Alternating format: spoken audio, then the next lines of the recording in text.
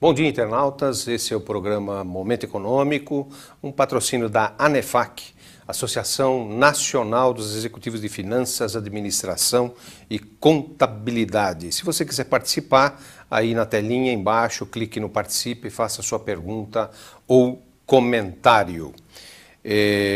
Antes, porém, nós vamos falar um pouquinho da agenda da semana antes de falar com o entrevistado, que está aqui, o Tadeu Sendon, ele que é sócio da Price. Índice Bovespa fechou na sexta-feira com 46.517 pontos, na semana uma baixa de 0,85%. O dólar fechou na sexta-feira a 3,8381, praticamente 3,84%. Na semana passada, uma alta de 1,88%. Sairá essa semana a pesquisa do IBGE sobre emprego. As expectativas continuam ruins. Sairá também o IPCA 15, confirmadas as expectativas do mercado, a inflação anualizada poderá estar em torno de 10,25%. Teremos também a ata do Banco Central americano. Continuam as especulações sobre o aumento dos juros ainda no final deste ano. Aumentando os juros lá, como sabemos, vai ter reflexo no dólar aqui no Brasil. Pesquisa Focus acabou de sair. A inflação prevista para 2015 subiu um pouquinho, era 9,99% a semana passada, praticamente 10%, agora 10,04%. O PIB ano 2015, a previsão continua a mesma, semana passada negativa, 3,10%, essa semana também está repetindo a marca, a projeção do mercado, um crescimento negativo de 3,10%. Já 2016, o PIB, que tinha uma previsão negativa de 1,90%, agora a previsão está em 2% crescimento negativo 2016. Selic, fechamento 2015, continua em 14,25%. Balança comercial 2015, a previsão semana passada, 14 bilhões e 600 milhões de dólares, agora 14 bilhões e 950 milhões de dólares. Investimento estrangeiro subiu um pouquinho, era 62 bilhões e 300 milhões de dólares, agora 62 bilhões e 800 milhões de dólares. Câmbio, final 2015, previsão de semana passada, R$ 4,00 por dólar, agora caiu um pouquinho, R$ 3,96 por dólar. Câmbio 2016 mantém a previsão, o mercado mantém a previsão de R$ 4,20 para fechamento 2016.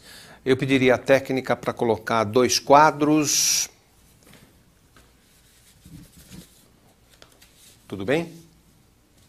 Isso. Esse quadro depois vai ficar no sistema UOL. Ele tem bastante informações, depois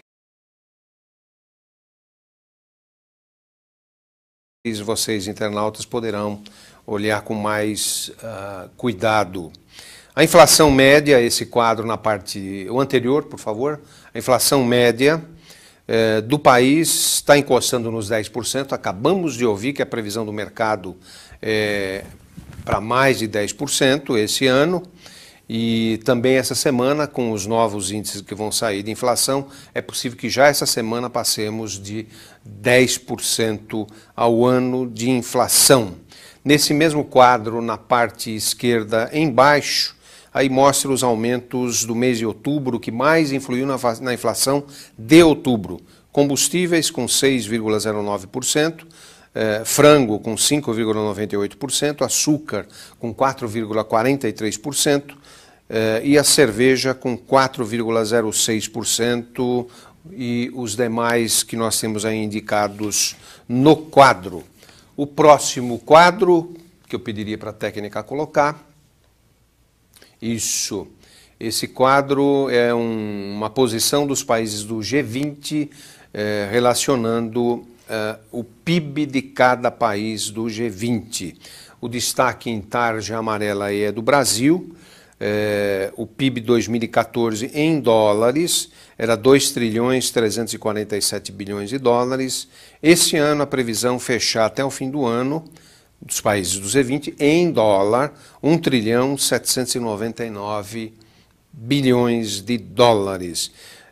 Os Estados Unidos está crescendo um pouquinho, é a maior economia, 17 trilhões 348 bilhões para 17 trilhões 968 bilhões. A União Europeia, lá embaixo, o último, 18 bilhões 527 milhões, está caindo para 16 bilhões 265, aliás, 16 trilhões 265 bilhões de dólares. É muito dólar, né? Muito bem, internautas, hoje nós estamos aqui para conversar um assunto importante, falando com Tadeu Sendon, ele que é sócio da área de risco e qualidade da PwC. Tadeu, muito bom dia. Bom dia, Roberto. Nesse clima, é difícil falar de balanço? Nesse clima da economia? Eu acho que há uma expectativa muito grande sobre o que vai aparecer nos balanços, né? Então a expectativa é maior do que quando você está num momento de calmaria de mercado. É verdade. A expectativa é maior em relação aos balanços. Você tem dados hoje de quantas empresas divulgam a sua demonstração financeira? Tem um estudo que foi realizado pelo Instituto Brasileiro de Planejamento Tributário, um censo de 2012, que apontava que o Brasil tinha mais de 12 milhões de empresas, mas aí inclui microempresa, média, grande, e eles falam que em torno de 15% representa as chamadas médias e grandes empresas, e 2% representariam as grandes empresas. Então, quando a gente fala que o foco de grandes empresas, nós estamos falando de cerca de 270 a 300 mil empresas. De grande porte. De grande porte. Assim. Mas grande porte, só para definir como a pesquisa foi feita, porque grande porte varia, cada um enxerga o que é grande porte para você, né? O IBGE enxerga número de empregados, o Instituto Brasileiro de Planejamento Tributário, ele trabalha com a referência da Receita Federal, que é baseada naquela ocasião em 48 milhões de faturamento. A Lei das Sociedades por Ações, ela trabalha com total de ativos de 240 e faturamento de 300 milhões, essa que seria a definição de grande porte. Mas usando a terminologia fiscal, que talvez seja mais fácil de coletar, nós estamos falando em torno aí de 270 a 300 mil empresas. Tadeu, quais seriam os benefícios para as empresas publicarem as suas demonstrações financeiras? Primeiramente é transparência, né? Eu acho que a demonstração financeira, a gente fala, é a demonstração financeira da empresa ABC, X, mas na realidade a demonstração financeira era voltada para um público muito maior, inclusive empregado, governo, os chamados stakeholders, né, quem está ao redor e é influenciado de alguma forma pela empresa. Quanto maior o porte da empresa, maior a influência que ela tem na sociedade e maior a necessidade dela dar transparência dos números para essa sociedade, para esse entorno dela. Então, esse seria o primeiro, a questão da transparência. Mas a própria gestão, né? A minha experiência como auditor, auditando os números a partir de um balancete, é muito mais difícil do que quando você tem uma demonstração financeira na sua mão. Você consegue ter uma visão muito mais clara da posição do caixa, da situação de capital circulante, o resultado. Então, ela é uma informação muito mais inteligente, mais concisa, do que, por exemplo, olhar um balancete. Então, do ponto de vista de gestão, eu também acho que é interessante. E o segundo ponto é a obrigatoriedade, previsão em lei. Tem muitos países, e o nosso também tem para algumas empresas, tem alguns limites, você tem a obrigatoriedade da elaboração das DFs. Então são as sociedades anônimas e mesmo as empresas que sejam limitadas acima de faturamento de 300 milhões já são obrigadas. São obrigatórias. É obrigada a ter demonstração financeira e também ser auditado por auditores independentes. Okay. Só fazer um ajuste. Na verdade, mesmo as empresas menores também têm a obrigatoriedade de elaboração de demonstração financeira. É porque essa talvez seja uma área que não está tão claro no Brasil quem é que tem que elaborar a demonstração financeira ou não. Por exemplo, junto com seus livros fiscais, você tem que ter um balanço e tem que ter a demonstração de resultado para fins comerciais e fiscais. Então, uma demonstração financeira completa, em geral, como você falou, para SA e limitadas de grande porte é obrigatório. Mas eu não consigo ver mesmo uma empresa de médio porte, não elaborando uma demonstração financeira na hora de bater na porta de um banco ou alguma coisa assim. Agora, por que, Tadeu, a percepção das pessoas no geral é que balanço é só para grande empresa. E você está explicando muito bem que, na verdade, o balanço devia ser para todas. Aliás, eu acho que é uma ferramenta fantástica de gestão, desde que elaborada com transparência, que você falou, e seguindo as regras contábeis. Mas por que as pessoas têm essa percepção que seria só para grande empresa? De novo, é a questão eu acho principalmente de obrigatoriedade, né? A lei impõe que seja elaborada a demonstração financeira. Eu tenho certeza que tem muita empresa que hoje elabora a demonstração financeira que, se não fosse obrigada a elaborar, não elaboraria, né? De alguma maneira, se alguém quiser saber uma situação de uma empresa, a demonstração financeira é o melhor caminho. Mas o pessoal acha que só é influenciado pelas grandes empresas. As pequenas empresas também têm. Vou dar um exemplo: você vai comprar um apartamento de uma construtora menor. Quem te garante que ela tem condição e solidez para te entregar o apartamento no final de 2, 3 anos de obra, se você comprar o apartamento na obra? Se você não tiver a demonstração financeira dessa empresa. E na maioria dos casos não tem, né? Hoje a gente só fala que tem porque muitas delas acabaram virando companhias abertas. E aí a demonstração financeira passou a ser obrigatória. Mas de alguma forma ela já era, mas a divulgação da demonstração financeira, e talvez esse que seja o coração aí da discussão do problema, é que não é feita. Então muita demonstração financeira fica na mão, quando elaborada, fica na mão do administrador, e ela não vem a público. Tadeu, uma outra questão, como que você avalia as DFs aqui no Brasil com relação à qualidade? Qual é a sua análise sobre as demonstrações financeiras? No passado, aí eu estou falando há uns 10 anos atrás, a qualidade das demonstrações financeiras, em geral, ficavam limitadas às grandes empresas, né, que já tinham uma preocupação. A própria ANEFAC, que instituiu o prêmio de transparência, acabou estimulando, de alguma forma, que algumas empresas melhorassem suas demonstrações financeiras. Tipo, eu quero ganhar esse prêmio, eu quero estar na lista, alguma coisa assim, mas o que realmente fez diferença foi a evolução do quadro econômico global.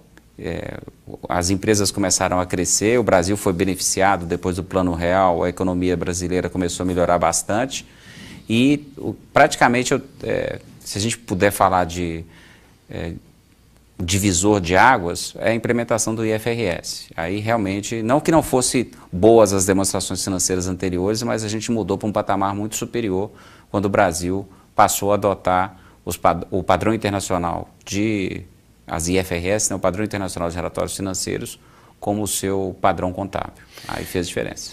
E os investidores, como é que eles veem as demonstrações financeiras? Em geral, depende de quem é o investidor, né? Porque a gente tem dois tipos de investidores. Se a gente pudesse segregar os investidores, tem o investidor que é o controlador, certo, e esse tem acesso às informações, e os outros investidores, que não necessariamente são administradores, e que esses têm uma certa dependência da qualidade das demonstrações financeiras para ter acesso às informações, né? Ou seja, eu passo a ter, de alguma forma, alguma assimetria entre os investidores controladores e os investidores não controladores. Então, as demonstrações financeiras, e desde que com o relatório dos auditores, é uma ferramenta importante para os dois investidores para garantir que o nível de informação é razoavelmente equalizável. E para você, aqui tem uma questão do internauta, que é a seguinte: quais seriam então, o Carlos que está perguntando, os principais cuidados na elaboração das DFs, das demonstrações financeiras? A qualidade da demonstração financeira, a gente vê muita demonstração financeira que tem informação e que não diz nada, né? E sempre que tem uma informação que seria importante, em alguns momentos ela é omitida das demonstrações financeiras. Então, se a gente tivesse que passar algum tipo de dica sobre como elaborar uma boa demonstração financeira, eu entendo que ela tem que refletir os atos e fatos mais relevantes da empresa. Tanto é que a gente fala que uma demonstração financeira, ela não pode ser uma demonstração financeira padrão. Ela tem que refletir o que está acontecendo para aquela empresa, né? E se fala muito da extensão, como você está comentando, das demonstrações financeiras, que às vezes tem detalhes que deveriam estar mais comentados e não estão. Em compensação, você tem outros detalhes nas notas explicativas que se comenta com bastante extensão de texto. Que cuidado ou o que você recomendaria nesse sentido? O professor Nelson Carvalho, um professor da USP, ele tem uma frase que ele gosta de repetir, que ele acha que a inteligência é o poder de síntese, né? Então, eu acho que uma demonstração financeira inteligente é aquela que consegue, com pouca informação, passar a posição patrimonial e financeira da empresa, o resultado das operações, sem, de alguma forma, incluir informações irrelevantes que façam com que as informações relevantes passem a ficar escondidas ou, de alguma forma, não transparentes nas demonstrações financeiras. Infelizmente, esse é um dos maus que o OCPC 07, uma orientação do CPC, está tentando reduzir, que é justamente fazer com que as empresas tenham um foco maior em informações que são mais relevantes, eliminando aquelas informações que são menos relevantes. Tadeu, eu preciso pedir licença a você, aos internautas. Nós vamos para um rápido intervalo e já voltamos.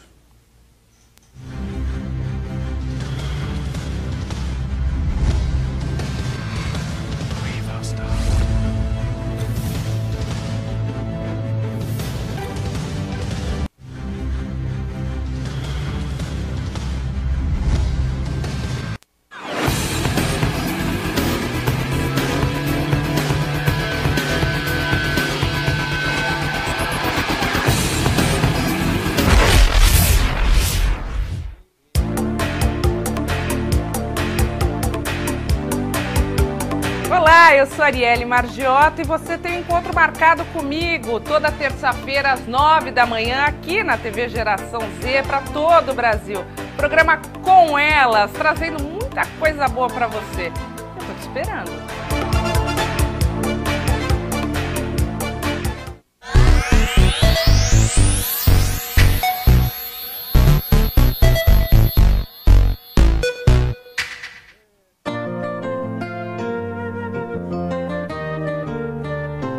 Olá, meu nome é Tatiades, eu sou psicanalista e eu quero convidar todos vocês a assistir o meu programa Freud Explica, onde eu converso sobre saúde mental e comportamento humano.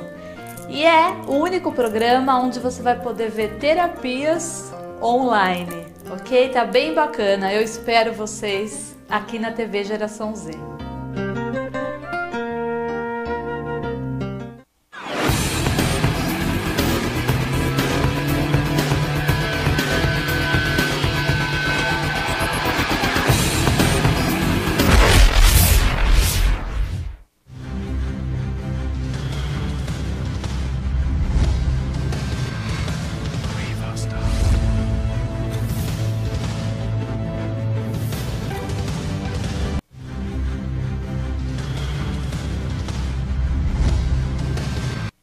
Internautas, já voltamos. Hoje estamos falando no Momento Econômico com o Tadeu Sendon, ele que é sócio da Price, da área de risco e qualidade. Estamos falando de demonstrações financeiras.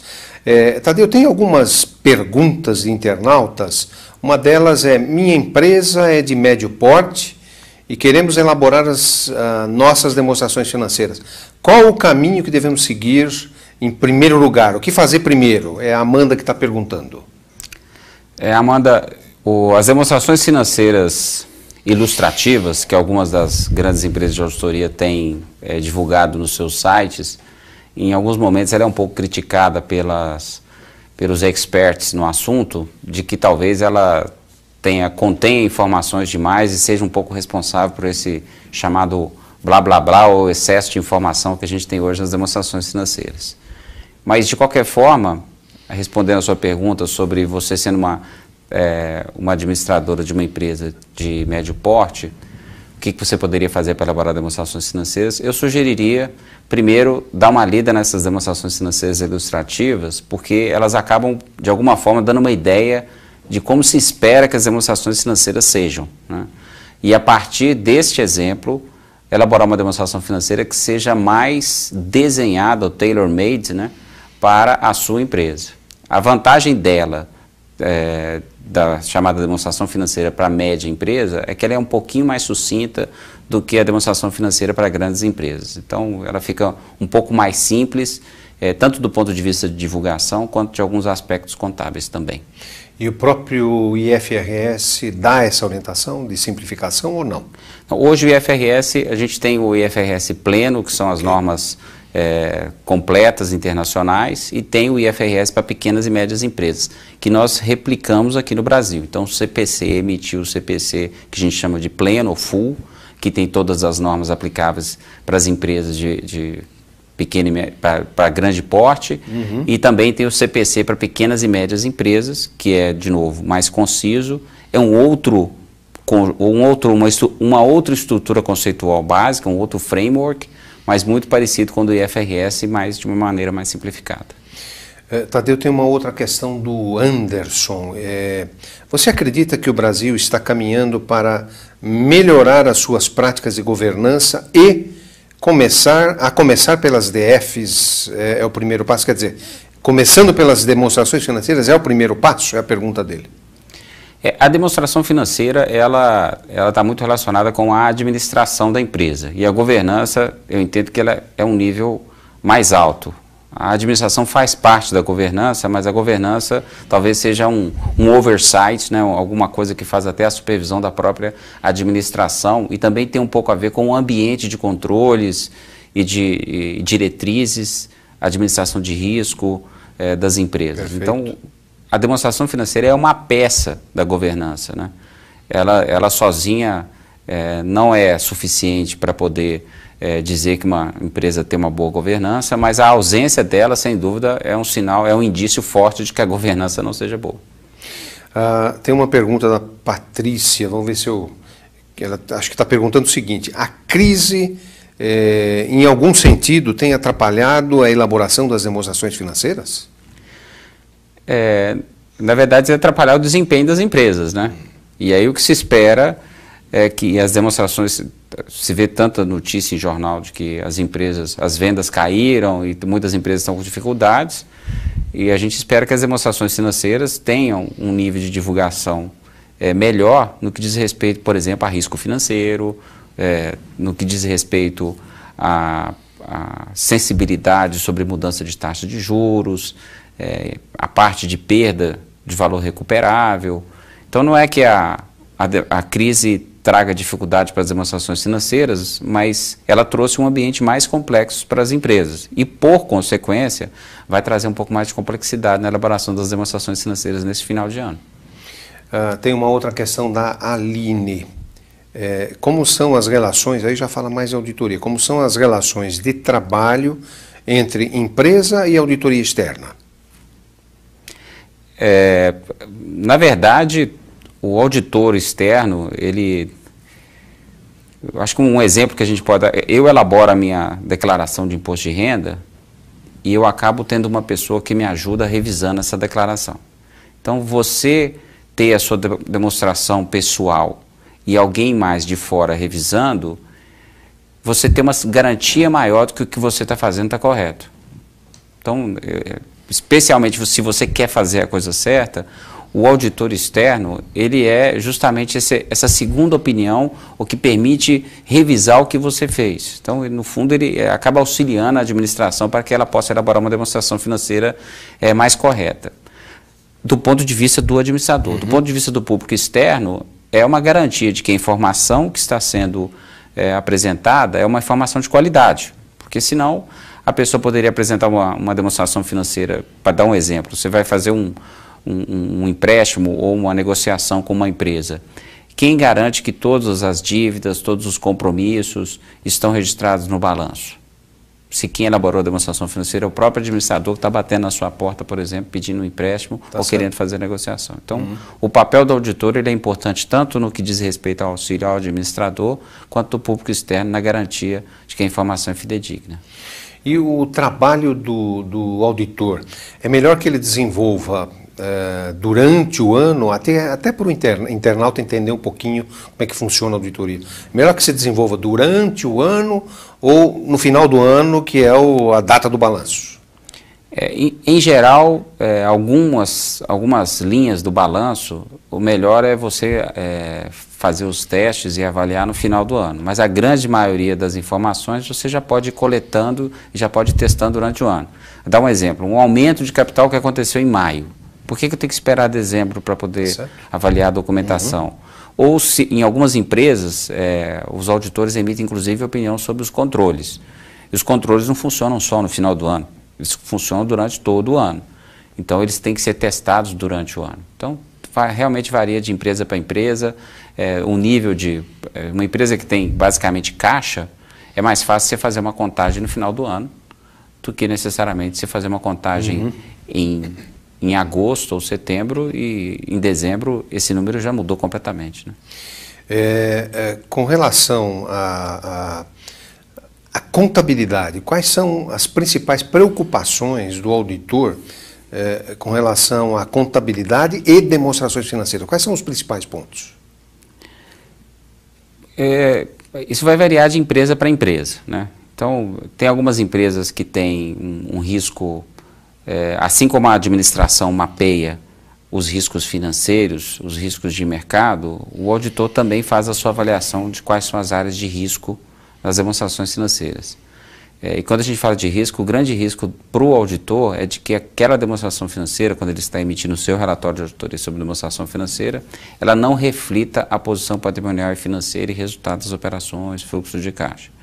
Então, quais são as áreas, por exemplo, tem algumas linhas do balanço, dependendo da empresa, mesmo que ele seja 100% errado, não faz diferença. Eu costumo dar o exemplo da carteira, né? Tem muita gente que não sabe exatamente quanto que tem na carteira. Pode ser que eu tenha R$52, pode ser que eu tenha 48, mas eu sei que eu tenho mais ou menos isso. É assim que funciona a demonstração financeira também. A gente trabalha muito com materialidade, né? Então mesmo, de novo, que uma linha esteja errada, se for uma linha pequena, que tem pouca influência sobre o balanço, é uma preocupação menor. Agora, se existe uma linha mais relevante, que tem um risco de erro mais relevante, eu preciso ter um pouco mais de cuidado. Eu acho que o raciocínio é o mesmo quando a gente fala das questões tributárias relativas à empresa, que vão refletir no balanço. Exatamente. É isso mesmo. E imagino que você tem empresas com certos aspectos tributários, que você tem que ter um foco importante nesses aspectos, e outras nem tanto nesses aspectos, um foco nos outros, né? Exatamente. Nós ainda temos, infelizmente, uma incerteza jurídica muito grande no país, na área tributária. Então, você citou um dos exemplos de que quase todas as empresas no Brasil têm a área tributária, por exemplo, como uma área de risco, infelizmente. Porque não por planejamento tributário agressivo, mas por erro mesmo, por desconhecer, classificar um produto numa determinada tipo de operação fiscal, quando deveria ser outra, e a tributação é totalmente diferente. Você acumula isso ao longo, por exemplo, de 5 anos, o número, depois amanhã aparece uma conta com juros, multa, que é quase impossível de pagar. E muitas vezes isso não foi feito porque havia uma pretensão de sonegação. Foi um erro administrativo, operacional, e que muitas vezes pode acabar levando a empresa a ter um desfalque de caixa muito grande. E a chance de erro no Brasil, nisso que você está falando, Tadeu, eu acho que você tem total razão, é grande quando você fala de tributos. Você tem quase que 90 tributos no país, você tem mudanças diárias em vários deles. É difícil de acompanhar, além do que fica muito pesado. Aliás, eu tenho uma informação, e a Price fez trabalho com o Banco Mundial no sentido de quantificar horas que em cada país se gasta para trabalhar com os impostos. E o Brasil é o recorde, né? O Brasil é 2.600 horas na média ano em que as empresas se dedicam no controle dos impostos. Disparado, outro país que está mais próximo tem 600 horas. Não é isso? A gente não precisa ir muito longe, não. Eu acho que todos nós que de alguma forma tem alguma pessoa trabalhando para nós, uma pessoa física, e está passando um aperto aí do e-social, já percebeu que a burocracia é grande. A quantidade de informação, quando você começa a preencher, agora leva isso para o mundo das empresas. A complexidade é muito grande. E não é só apertar um botão. Tem muita coisa para fazer. Pena que no Brasil a gente tenha uma eficiência muito grande na cobrança tributária, mas uma deficiência gigantesca na prestação do serviço dos governos. Esse é comentário meu. Eu já falava, até as demonstrações financeiras. Qual a diferença entre uma empresa, falando de demonstração financeira, diferença de uma grande empresa ou uma empresa de grande porte e uma de médio porte e pequeno porte? Do ponto de vista de divulgação? Do ponto de vista de divulgação. Vai depender muito da empresa, mas é porque uma empresa de grande porte, em geral, ela talvez tivesse mais informação que uma empresa de médio porte. Então, por si só, a quantidade de informação já muda um pouco. Mas o nível de exigência de divulgação para uma empresa de médio porte, ela é bem menor do que, por exemplo, uma empresa de grande porte. Dá exemplos de análise de sensibilidade, alguns quadros comparativos, mas de uma maneira geral, não vai haver tanta diferença. O que realmente faz diferença de uma para outra é nível de complexidade. Então, a empresa de médio porte espera-se que ela tenha uma complexidade menor do que uma empresa de grande porte. E é por isso mesmo que a demonstração financeira dela acaba sendo menor. Tadeu, a Price e a ANEFAC realizam em 12 cidades brasileiras um evento agora em dezembro sobre fechamento das demonstrações financeiras. O que você poderia comentar sobre isso?